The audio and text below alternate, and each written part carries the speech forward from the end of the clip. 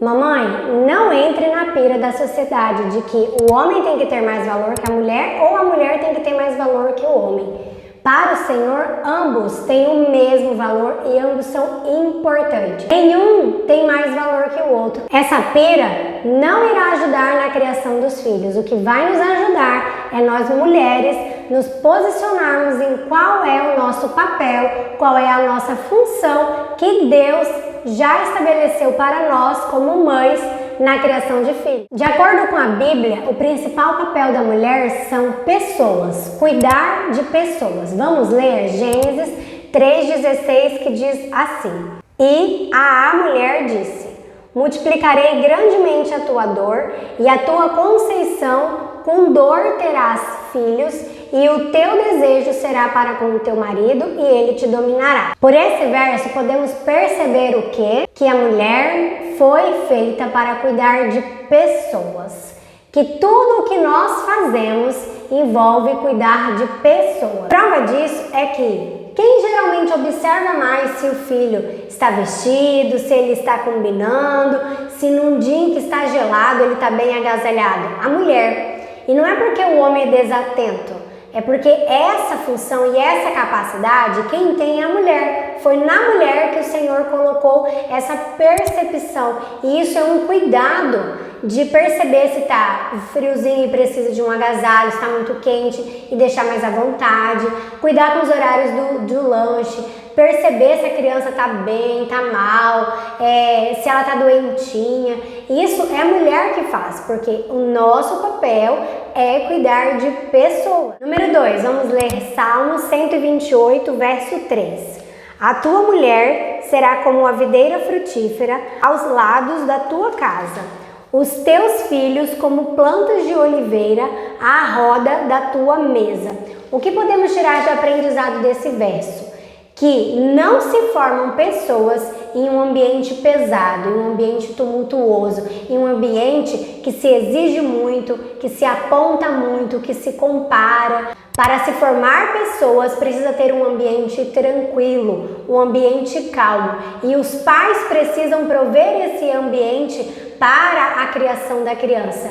Mas na palavra, a ambiência, o Senhor traz essa responsabilidade para nós mulheres. Em Provérbios 14:1 diz assim: toda a mulher sábia edifica a sua casa, mas a tola derruba-a com as suas mãos. O que uma mulher edifica? Ela edifica uma mesa? Uma cadeira? Não, a mulher edifica pessoas. Então por isso que a ambiência, o Senhor chama nós mulheres com essa responsabilidade. Os pais precisam, mas a responsabilidade fica mais para nós mulheres. Já já a gente vai entender o porquê que fica para nós. Um exemplo: se o pai em casa chega irritado e a mãe tá bem tranquila, como que os filhos ficam? Como que a casa fica? Tranquilo? Agora o contrário, se essa mãe chega irritada nessa casa e o pai tá tranquilo, como que o filho fica? Como que a casa fica? Irritado. Para e dá uma observadinha nisso aí na sua casa. E nesse texto de Salmo 128:3 a gente pode tirar um outro aprendizado. Vou ler novamente. A tua mulher será como a videira frutífera aos lados da tua casa. Videira na Bíblia fala de uva. A videira produz uva e uva na Bíblia tem o significado de alegria. Então, como que essa mãe deve ser em casa? Alegre. É claro que sempre isso é possível? Não. Nem sempre isso vai ser possível. Mas a mãe precisa estar dentro de casa alegre. Isso vai ser fácil? Não. Nem sempre vai ser fácil estar alegre. E por que a mãe precisa ser alegre em casa? Porque a mãe é a primeira pessoa que vai dar o direcionamento para o filho, que vai falar para o filho o que ele tem que fazer. E aí imagina se essa mãe vai de forma ranzinza, de forma brava, xingando, apontando, reclamando. Será que esse filho vai ouvir o que essa mãe está falando? 1 Pedro 3, 3 e 4. O enfeite delas não seja o exterior, no frisado dos cabelos, no uso de joias, de ouro, na compostura de vestidos, mas o homem coberto no coração, no incorruptível trajo de um espírito manso e quieto, é precioso diante de Deus. Aqui a fala está sendo tanto para homem quanto para mulher, que para Deus é precioso ter um trajo de espírito manso e quieto. Então, qual é a terceira coisa que a mãe precisa ter? É mansidão. E essa mansidão é no seu falar e no seu proceder. Por quê? Porque na mansidão o filho se aproxima e na irritação e na braveza ele dá 2, 3 passos para trás. E aí você não vai conquistar o seu filho, você não vai conseguir chegar até ele para trazer o direcionamento que ele precisa. O filho vai fugir. Isso não significa que nós mulheres não devemos ser firmes. Nós vamos sim ser firmes, ser determinados, inteligente, mas em tudo isso com mansidão. E quanto mais o filho fugir de você, como que você vai conseguir chamar a atenção dele? Gritando. E o que a Bíblia diz sobre gritaria? Efésios 4:31. Toda a amargura e ira e cólera e gritaria e blasfêmia e toda a malícia seja tirada de entre vós.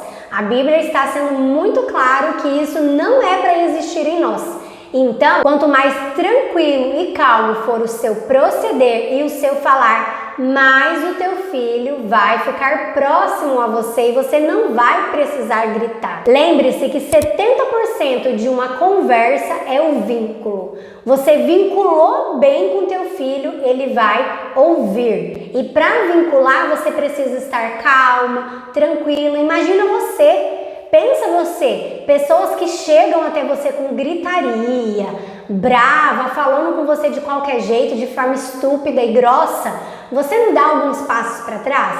Você não prefere ficar longe daquela pessoa, se possível nem falar com ela? É a mesma situação que acontece com o teu filho. A gente precisa aprender no Senhor a ter essa mansidão, porque de nós mesmas nós não temos capacidade. No entanto, se o Senhor traz na palavra, nós precisamos crer que Ele nos capacita para sermos assim. 4. Provérbios 12:1. O que ama a correção, ama o conhecimento, mas o que aborrece a repreensão é um bruto. Em geral, as mães, não só as mães, mas os pais também, mas aqui o foco é o papel da mãe na criação dos filhos. Então, em geral, as mães querem corrigir o comportamento, querem corrigir a conduta do filho.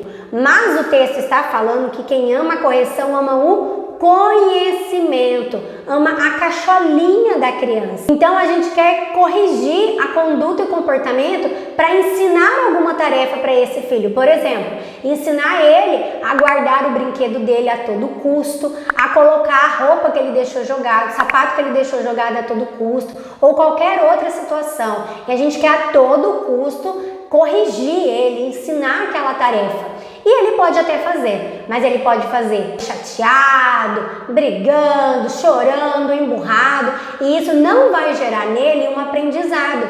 Por isso que o texto fala que quem ama a correção, ama o conhecimento, ama a cacholinha. Então, nós precisamos aprender que nós temos que conquistar o conhecimento, a cabeça dessa criança, que a partir disso a conduta, o comportamento dela vai ser mudado, porque o que as nossas mãos fazem é o que a nossa cabeça está cheia. Para e reflete por você mesmo. Qualquer assunto que você faz, que você coloca a mão, primeiro você encheu a tua mente sobre aquilo. Você tem uma coisa que você acredita e aí a sua mão faz. E a mesma coisa é com a criança. E aqui a gente entende o porquê do ambiente tranquilo, o porquê de ser mansa e tranquila no nosso proceder e na nossa fala. Por quê? Porque se a gente entende que é o conhecimento, que é a cabeça da criança que vai mudar a conduta dela e não é a conduta, porque a conduta, o comportamento é o final da corda, o início da corda é encher a cabeça dela com aquilo que a gente quer que ela faça, que ela entenda. Para isso a criança precisa estar num ambiente tranquilo e ela precisa ter uma pessoa próxima a ela, mansa e tranquila, porque assim o ouvido dela vai estar virado para você e ela vai te ouvir e aí a correção vai entrar na cabeça e a conduta dela muda.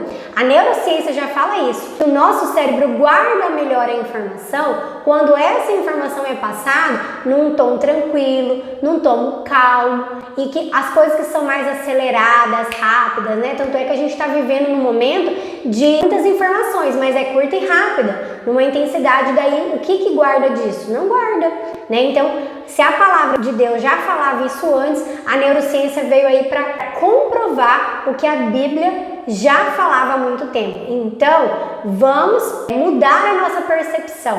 Nós precisamos conquistar o ouvido da criança para colocar na cabeça dela aquele comportamento que nós esperamos, para colocar na cabeça dela o conhecimento para que a conduta, o proceder dela, o comportamento dela seja mudado. Parece muita coisa. A Bíblia tem tudo o que nós precisamos.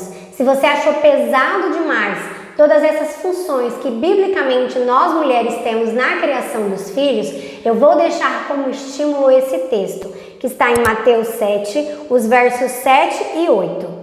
Pedi e dar-se-vos-á, buscai e encontrarei, batei e abrir-se-vos-á, porque aquele que pede, recebe, e o que busca, encontra, e ao que bate, se abre.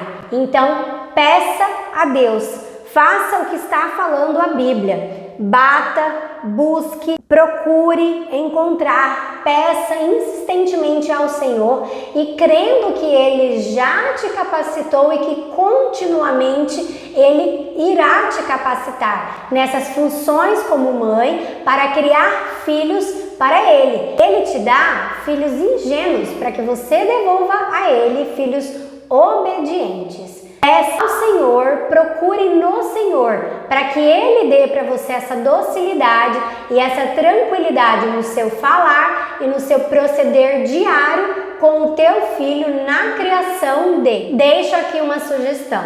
Observe o que seu filho gosta quando você faz para ele. O que é que você faz que ele se sente amado? É quando você faz uma comidinha gostosa? É quando você brinca com ele? É quando você vai passear com ele? É quando você dá um abraço demorado nele? Observe o que é que conquista o teu filho, que ele entende que você ama ele. E a partir dessa observação, pratique isso diariamente para que você torne esse vínculo com ele cada vez maior.